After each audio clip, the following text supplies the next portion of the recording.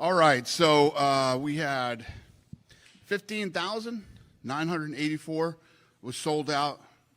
Gate was 2.2 million. It's the arena record for sports. The performance of the night went to Ming Yang and Malcolm. They won 50 grand each. And the fight of the night went to Brown and Dalby. What's up, buddy? Let's start off with the main event.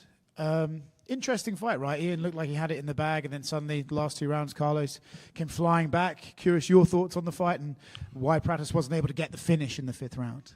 Yeah, I mean, if you look at this fight, you know, kid was on a 10-fight win streak, or 10-fight finish streak, I think, 11-fight win streak. He was 4-0 in the UFC. Looked good, you know, in the matchmaking room. We were talking about this could be a fun fight. And, you know, credit to Ian, takes these fights on short notice. He'll fight anybody. And, yeah, he looked good tonight. Do you find that Ian's able to, like, get these guys to go into his pace, right, where he sort of slows the fight down, just lands from the outside? Do you think that's, like, one of his best attributes? I don't know. I don't know how he does it, but, yeah, he definitely gets in there and controls everything, the pace, what he wants to do, when he wants to do it. Even against a guy, you know, the question was tonight, would Pratis go in there and put unbelievable pressure on him, stay in his face? Then we were wondering, you know, would Ian take him down and hold him down, you know? So those were all the questions we had too were answered. But this is one of those fights that on paper, you know, the kid's 31 years old. He's got a great record. And it's not tonight like Ian went out there and, you know, did some, you know, if he did some MMA shit that this kid isn't ready for yet or whatever. It was a stand-up fight, and he controlled the pace. He controlled everything. He did what he wanted to do when he wanted to do it. But the great thing was in the last round, Pratis obviously was trying to finish the fight. So Ian announced himself as the official backup for your welterweight title fight in Montreal. Is that official? Did he just announce that himself? It's official. Oh. Yeah. All right, cool. And then Anthony Smith obviously retired tonight. You guys rolled a brilliant package for him. Just give us your thoughts on his career and him as a fighter. Who's that? Who'd you Anthony say? Smith. Yeah. What about it? He's retired. Give us some Yeah. thoughts. Yeah. That's a tough way to go out.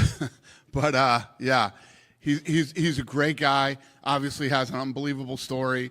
And, you know, I'm glad we ended up with him here. He's a good human being, and you know, obviously he has a career now with us, not fighting. Yeah. We are still waiting for a main event for International Fight Week, and I'm sure you were willing and ready to break that for us now. Who is main eventing that? Well, I just announced some fights yesterday, and that wasn't one of them. Yeah, there's a couple you didn't announce that people were kind of hyped for. There's some rumors. There was rumors that it was going to be Khamzat DDP. Turns out that doesn't look like it's true. There's now rumors it's going to be Makhachev-Topuria versus Islam. Is that a Well, we all know that fight's happening. The Plessis versus Khamzat fight. It's happening. It's just not happening in International Fight Week. That fight's done. Okay. Just not happening that. And Islam? What's that? Ilya versus Islam? We'll see. Okay. We'll see how it plays out. The other big one is obviously John versus Tom Aspinall. This week was a funny one. Someone reported that the fight's done, it's got a date. Then the next day someone reported the fight's off, and then John's not taking it. Where do we stand with that fight? Everything you hear is bullshit until we say it. So that fight is still the target for both men? I've said it many times that's the fight that we want to make this year. Okay. Yeah. At the beginning of the year, you said you were super confident. It's definitely going to happen. Are you still super confident? Still super confident. Cool. In your career, do you remember another fight that people are kind of bitching at you about as much as this one? Yeah, there's been plenty, but I've said since day one, this will be the biggest heavyweight fight in the history of the company and in the history of the sport. This will be a big one. I'm looking forward to it.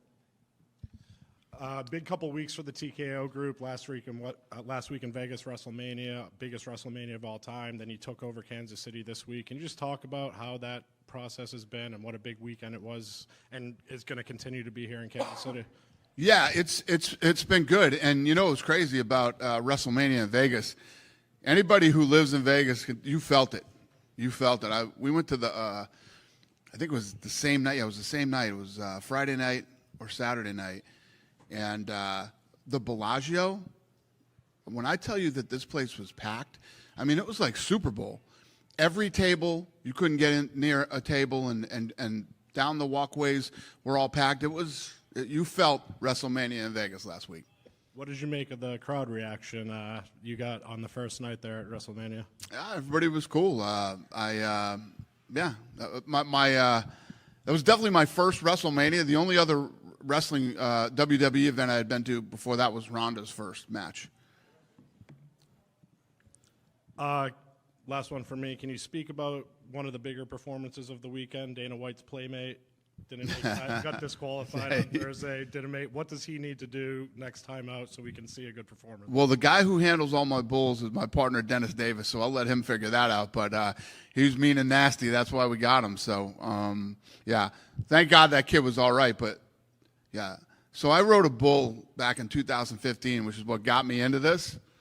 It's one of the dumbest things that I've ever done. But, you know, when they strap your hand in, you go like this to let them know that you're ready to go, and they open the gate. And I remember as we were getting in, and they're strapping my hand to the bull, and I'm thinking, now I have to set my mind to raise my hand, you know, to have them open this thing up. But the bull starts smashing your legs against the bars, so you can't pull your hand up fast enough. And I noticed at the PBR that they're all padded. All the bars are padded for that reason. When we did it, the bars weren't padded. But yeah, I mean, forget riding the bull, just getting on the bull inside the inside that enclosure. I mean, that guy got knocked out. He was knocked unconscious. So that is a rough, nasty sport. Love it. Thank you. Yep. Hey, Dana, back here. In a recent interview, you talked about the new meta rankings that'll come out later this year, and something that was interesting is you said that you'll have a media rankings and you'll have like the new AI rankings. I said AI and human. So my question is, for fights, production, matchmaking moving forward, will you guys lean on one ranking more than the other? Like for graphics, will the AI rankings be the ones that you guys focus on, or? Listen, I'm not delusional and think that the AI thing is going to solve all the problems. That's why we'll have two sets of rankings. We'll have AI and human. So I don't know. We got to see how it goes. Another question regarding the fights tonight. I was just curious to get your thought on Makhachev-Topuria performance. Obviously, he did a lot more before actually stepping into the octagon than he did. Yeah, so you know how as soon as the round starts, they post some of the people's posts. There was a guy that said, that Pereira looked like he was stuck in the mud, and that is what he did look like tonight. He looked like he couldn't get off. He looked slow. He looked lethargic. He definitely wasn't himself. It wasn't, the Pereira we're used to seeing fight. But I don't know. Has he been through here yet? No. Yeah, you got to ask him what happened tonight. But listen, you can't take the people were booing. I think that Kansas City got spoiled tonight. This card was so good, man. Every fight was incredible. Mostly finishes, but that wasn't a bad fight. It wasn't. Believe me, I've seen some bad fights in my day. That wasn't one of them. I thought, Abus looked great tonight. Gotcha. And my last question is: I know you said the Khamzat DDP fight is done. Any updates on when that will happen? This year. Thank you, Dana. Mm-hmm. Dana, over here. Malcolm Wellmaker would like to get on the Atlanta card. He said he's 2 hours away from that card. Do you think he could get on there? Who did? Who said that? Malcolm. Oh, yeah. What did he say? He wants to fight on that card? Yes.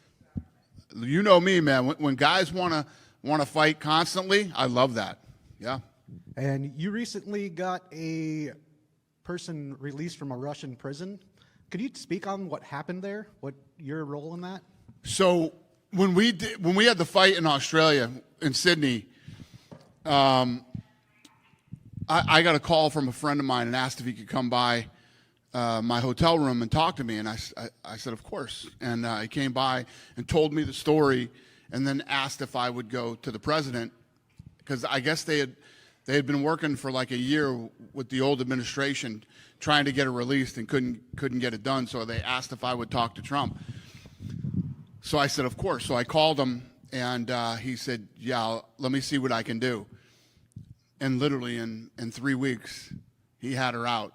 And it's crazy you asked me that question now, because nobody's even asked me about that. But she FaceTimed me like 2 days ago. What an incredible, sweet, positive human being she is. And yeah, President Trump and Putin, give them both credit for getting her out. All right. Thank you for doing it as well. Thank you. I didn't do anything but make a call. Thank you. Sorry, I was having some technical difficulties when you said, so you confirmed that Ian Machado Garry is the backup from Montreal? That Ian is. Yeah, yes. Just curious, how much does his willingness to take short notice fights, because he took short notice against, against Shavkat, then he takes short notice here against Carlos. How much does that play into your decision to make that happen for him? Listen, there's been lots of guys and girls that have taken fights in short notice, but when you're that person, it doesn't hurt. Yeah. And I know that you were talking about Michel Pereira. I was just curious if you could actually rate his pre-fight dance and what you thought of it. He came out to Kendrick Lamar's Not Like Us. I'm just curious what you thought of his dance. I didn't see him dancing. Was it on his walkout? Yeah, he did it on a walk. I missed that. Oh, okay. Well, maybe you should go take a look at it and let us know. I'm not a big dance fan, so I'm sure my opinion doesn't matter. Appreciate it. Thanks. And it is the fight business. Actually, just one more, Dana. At WrestleMania, did being there and seeing it and seeing the setup change your mind at all on UFC in a stadium show anytime soon? No. Okay. No. Nothing will change my mind about a stadium show. I mean, you guys were here tonight. Kansas City is an awesome city. The people here are great. I really like this town. And the energy in that place was awesome all night. That's the energy you get in a, not that there wasn't listen, when you get, what they have, 63,000 people there, I mean, you're going to get some energy like they did. But I am not a fan of stadiums. I like arenas. And last one, I believe Malcolm said earlier that if he got the bonus, he would quit his job. So you just got him out of his job. Congratulations, I think. Yeah. Yeah, good for him. Sorry to his employers, but good for him. Hello, sir. Speaking of Russia, recently a special representative of President Putin for investment and economic cooperations with foreign country said that they are in talks with the UFC of bringing back events to Russia. Can you confirm or deny this? They're bringing back, there's a special representative for President Putin that's talking about bringing UFC back to Russia. Can you confirm that there's talks about that? Yeah, listen, we never stopped. Our fighters still fought, and those things all happened during all that shit that was going on. And yes, I mean, we're a global business. Yeah. We're a global business. Bad shit happens all the time, all around the world. And yes, we will run the business like we always have. Looking forward to have you back, and thank you. Thank you, sir. Done with me? Thanks, Kansas City. Have a great night.